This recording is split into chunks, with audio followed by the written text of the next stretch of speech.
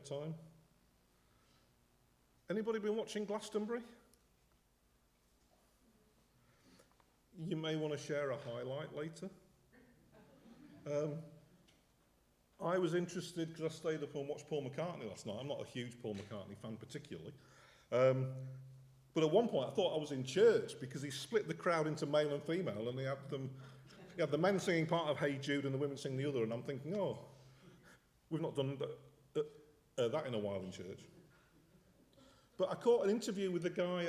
I didn't hear the start, but I don't know the layout of Glastonbury. I just know that there's like a pyramid stage, lots of other stages, and there's like a mass of humanity, which is like more people than I've ever seen in one place, ever, I don't think.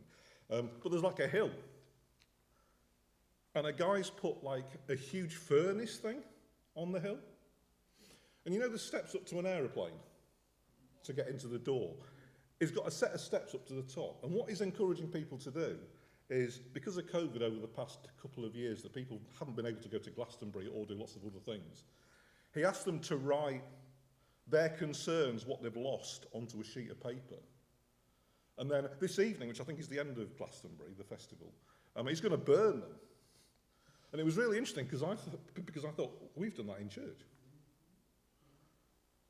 As so later, we're going to pray for each person who's put something in that furnace. I heard a story in 2017. It was part of some learning curriculum that I was doing, and it was called the Dinner Table University. And it was about a father in Italy that at the start of every mealtime, he would ask everybody around the table, what did you learn today? I did a bit more digging on that story years later, about 6 months ago. And then I stumbled over this clip. We're going to hear an audio clip now.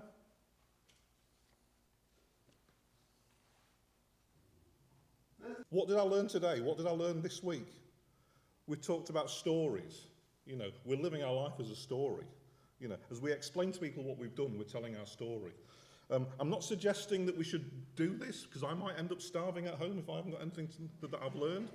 I'm also not saying because we've got the food in front of us, the table in front, I'm not saying either that if you don't share, you don't get communion.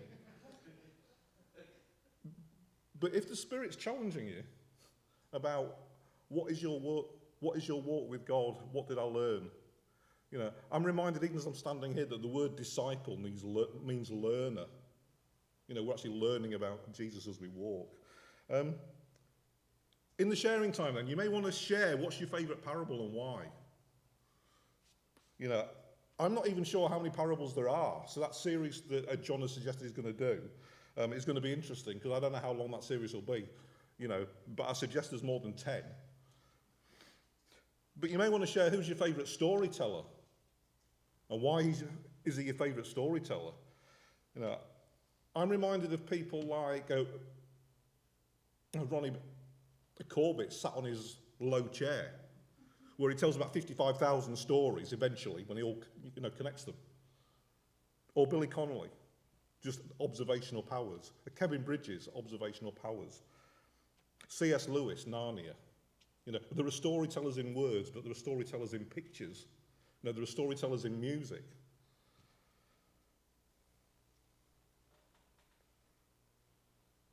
Yeah, I'll stop there. Anybody want to share? Anything at all?